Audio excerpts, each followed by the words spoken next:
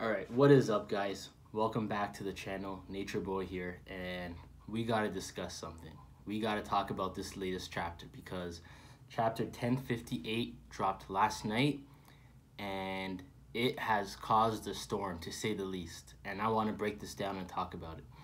So, the first thing we should talk about is the Straw Hat bounties. Now, if we look at the Namis, the Frankies, the Choppers, the Usobbs, it's pretty much what was expected, and I have no problems there. However, when we look at the Monster 3, and we look at Jinbei, Sanji, and Zoro,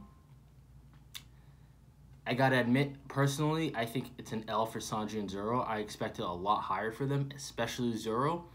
And for Jinbei, it's pretty much right where I expected him to be. For Nico Robin as well, I expected 1 bill on the dot. She got 930 million or somewhere around there. So I can't complain too much about that. That's pretty much what was expected. But Jinbei, again, right where he should be. But Sanji being below Jinbei is okay because it's the running gag the same way Zoro has been below Sanji for the past 5 years now. And now Sanji's below Jinbei, but we all know the order of those three and how they go. It's just Oda having some fun with that. But for Sanji to beat a 1.3 billion Yonko commander pretty easily, to be honest, and Zoro beating King, who was also 1.3 billion Yonko commander, and both of them receiving 1 billion, Zoro 1.1 billion, I don't see how that makes sense, especially for Zoro, because if we look at the history of Zoro, he has always been guaranteed to get a higher bounty than Luffy's previous bounty, which makes perfect sense because by the time that bounty is issued to Zoro, he is a lot stronger than where Luffy was when he received his previous bounty. Like, I don't think anyone will argue that current Zoro can easily defeat Whole Cake Island Luffy that beat Katakuri. And I know it's also the influence and stuff like this, but even then, if Luffy is such a serious Yonko right now, it's kind of surprising that Luffy's bounty was downplayed, Zoro's bounty was heavily downplayed, and Sanji's bounty was heavily downplayed. All three of them got lowballed big. I mean, if you look at the community, everyone was saying Luffy 4 bill, which makes sense, or even like 3.5 bill. Zoro 1.6 to 1.8 bill, considering he beat a 1.3, almost 1.4 bill in King. And Sanji 1.3 to 1.5 billion. I think that makes perfect sense. Jinbei just where he is at 1.1. Robin just where she is, just below 1. And this wasn't too much of a big deal because we all know where Zoro, Sanji, and Jinbei stand, not just amongst each other, but amongst the strong Yonko commanders across the seas. So a little bit disappointing, but nothing crazy. Now we move on to the meat and the potatoes of this chapter, and we're looking at the Cross Guild members, Buggy, Crocodile, and Mihawk. Brilliant stuff here. Brilliant stuff with how they explained how Buggy ended up in the situation he did. I was really a big fan of that because it explains everything perfectly. It explains why Buggy is where he is, and it explains why Crocodile and Mihawk, who's a lot higher than Crocodile, are on an even playing field because Crocodile approached Mihawk and brought this deal to Mihawk. And Mihawk is the kind of guy who's laid back, never cares about glory, never cares about anything like that. He just wants to not be bothered. If you bother him, you're pretty much dead. So even Crocodile knows this for sure. As cocky as he is, it's Mihawk. So it makes perfect sense for those two to be here evenly with their personalities and the way Crocodile approached him, and Buggy to be down here. But it also makes perfect sense for Buggy to be the one to be declared as a Yonko, and it makes perfect sense, even more perfect sense, for Mihawk to let that happen. And reading the chapter, that was something I did predict. I did predict Mihawk was going to just be like, you know what, this actually makes sense, let's let him have it. Because that's the way Mihawk is as a character, and that's always how he thinks. He's like, I don't care for the glam and the glory, just leave me in peace, let me do my thing. He doesn't even care about his bounty, because whoever comes for, I don't think anyone, honest to God, I don't think anybody in the Marines can touch Mihawk. I don't think Akainu stands a chance against Mihawk, so I don't think he's too worried. I think the only way Mihawk goes down is if multiple admirals or admiral level fighters take him on at once. So good stuff there. Now with their bounties, Crocodile 1.9 billion berry bounty. Let's go. So happy about that. That was the highlight of the chapter for me personally as a huge Crocodile fan. Always kept saying this man is going to make a huge move in the New World. He did not say that and then just disappear for over 10 years for nothing. So to see him come back making such a big move that he created and with a bounty almost as big as Blackbeard's, top 10 bounties in the world right now are almost top 10, I believe. We dropped a lot of billion berry bounties this chapter. I think 6 people over 1 billion in one chapter. That's incredible. But it's good to see Crocodile is now at least at the Yonko Commander level status, and people will take him seriously again. So for me, biggest W of the chapter. Let's go Crocodile fans. Now, Mihawk, 3.590 million. 3.5 billion and 90 million. So 3.6 billion. Now, for him to have a higher bounty than Buggy, who's seen as above him with the information that the world government have, because if they knew the truth, Buggy would have lower and Mihawk might even have higher and Crocodile have higher. So this is insane. This is absolutely insane. And this tells us, for anybody who had a problem believing that Mihawk was Yonko level up to this day, now you got to believe it. Now you absolutely got to believe it. And I'm a big Mihawk fan, and this is big. However, we all know who's tied with Mihawk. You can't mention Mihawk without Shanks. You can't mention Shanks without Mihawk. And as much as I love Mihawk, I'm a Shanks over Mihawk guy. But even to take that aside, because believe it or not, I try to approach every situation as unbiasedly as I can, especially on my first read. And I don't see how a lot of people are saying this proves Mihawk is over Shanks, because it absolutely doesn't. First of all, it doesn't prove anything new. If it does prove Mihawk is over Shanks, then that's something that that it proved from the beginning anyways, because from when he was introduced as the world's strongest swordsman, this doesn't update that whatsoever. This just tells us he is the world's strongest swordsman. He is more skilled than Shanks, which is the main argument that people have been saying for Shanks anyways, is that Mihawk has the better of him in skill. Now, look at the SBS. Oda was asked about Shanks' sword. That's all he was asked. And he was told his sword is called Griffin. And then he goes on to add, when nobody asked him, but how does he really fight? We all know what kind of writer Oda is. We all know he throws these things in there for a reason. He did this with the Hito Hito no Minen interview years ago, and we didn't catch that until the Hito Hito no Mi was revealed. Kaido's introduction. He is rumored to be the world's strongest. Mihawk is more skilled than Shanks in swordsmanship. Why do you think Oda is putting all these little things in here?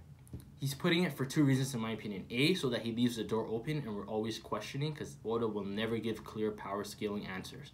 And if anybody thinks this, you don't know Oda. Unless it's Whitebeard, world's strongest man, it's pretty much unclear, because we don't even know where Shanks falls in this swordsman thing. And B, I think he's saving Shanks because Shanks truly is the strongest of this generation until Blackbeard and Luffy rise. And he's having everyone have their fun with Kaido hype, with Mihawk hype, and all this. But let's take my agenda aside, because I will say it's not confirmed whether Shanks is stronger or Mihawk. Mihawk can be stronger than Shanks. This is a possibility. However, I think it is a lot more likely that Shanks is stronger than Mihawk. And the world's strongest, the more skilled than Shanks in swordsmanship, is a very funny way to put it. I know these are the scans, but until we see the proper release, the official chapter translation, that doesn't do anything for Mihawk. That does not add anything new. If it does, please let me know, because to me, this is stuff we have always known.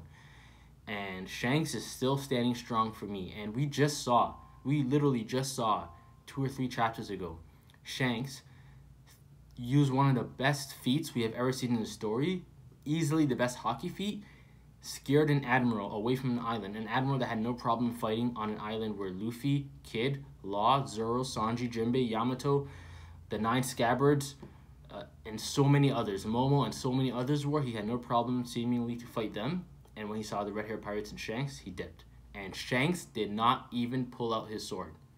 So let's just take that into account here. But let's take the Mihawk and Shanks agenda aside, because I love Mihawk, I love Crocodile. They are both in my top 10, top 5, 6 favorite characters in the series. And for 2 characters to have such little screen time in the past 10 years, to come up like this with Buggy, an awesome character as well, this is a huge, huge, huge W for a lot of us, and I'm so glad about this. And it does push other characters now to be at the top level, so now there's more competition.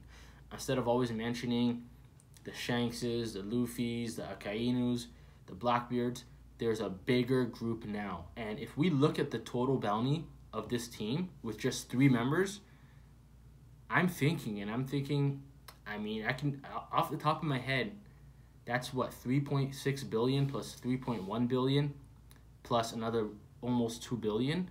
I don't even know if the Straw Hats combined have that much. I mean, Luffy plus the Monster Trio is 6 already. Robin is 7. Sure, maybe they do. But then look at Kaido's crew, Big Mom's crew. It pretty much, these 3 men in Bounty equal an entire Yonko crew in Bounty damn near, which is insane. That is insane. And I think if they want to go after the Pirate King status or whatever it is, they are now seen as an equal contender to whatever the top group, as the Revolutionaries, as the Yonko crews individually, as the world government. They are up there. And the fact that they are putting bounties on the world government, this chapter, as well as the last chapter, and everything with Cross Guild, just opened up the One Piece world in a way we couldn't even imagine, to where now, like, maybe next chapter we get a Akainu bounty. We get Admiral's bounty. Akainu gets like a 4 billion or something like that. Kizaru gets like a 3 billion. Who knows? Now we can have Admirals coming after Mihawk. We can have Mihawk coming after Admirals. We can have Shanks coming after Admirals. We can have Admirals coming after Luffy. We are truly in the end game of One Piece, and no matter who you're a fan of, no matter who you like, this chapter has to be a clear-cut 10 out of 10 because we got nothing but amazing information, amazing bounty drops, amazing lore dumps, and each chapter that we read now, coming back from this break, only makes you more hyped for the next chapter. And for that, I am extremely excited. And other than that, I'm trying to think what else happened this chapter. The Sabo situation, we're going to need to see more. I mean, who even knows if that is Sabo at the other end of that Den Den Mushi? Some people are saying it's Katarina Devon. I don't really know. It could be Sabo. There's a lot to explain. I think Dragon questioning him is kind of out of character, but we don't really know Dragon's character anyways. But in my opinion, he should have more faith in his members than that. Like Sanji, when Luffy heard about Sanji in Whole Cake Island, and when Sanji pretty much kicked him and talked shit to him and said all that stuff, Luffy knew right away. He's like, this is not really Sanji. Something is going on. Whatever is going on, I don't know yet, but I'm going to find out and I'm going to help Sanji. I think Dragon, who knew Sabo ever since he was a kid and saved his life, shouldn't be that quick to jump to conclusions with Sabo. I think he should already know something is up there. Just like us, we don't know. Maybe Sabo did do it, but all of us know Sabo as a character, and we know this is not something he would do. I would expect the same from Dragon, so I'm a little bit confused there. I didn't really like that part, but I am interested to see what's going to happen with Sabo and with the Revolutionaries. Is he captured? Where is he? Is he hiding? Is Blackbeard going to capture Sabo? Who knows? Who knows? So we're going to have to wait and see for that. But yeah, that is my discussion and review, whatever you want to call it, for this chapter. Fantastic chapter, 10 out of 10, easily. Amazing stuff. I have no agenda against the Mihawk stuff. I absolutely love it. I love the Crocodile stuff even more. A little bit disappointed with the Zoro and Sanji bounties, but that's fine. New Monster Trio, Luffy, Zoro, and Jinbei. Let's go. And yeah, that's going to be my video for this chapter. I hope you guys enjoyed it. Please subscribe if you're new, like, comment down below, and I'll see you guys later this week with another video. Take care, guys. I'll see you soon.